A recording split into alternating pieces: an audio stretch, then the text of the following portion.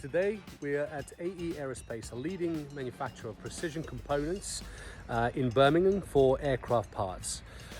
We're going to be installing our 1 gigapixel AI-enabled 5G inspection system on their production lines. Looking forward to it.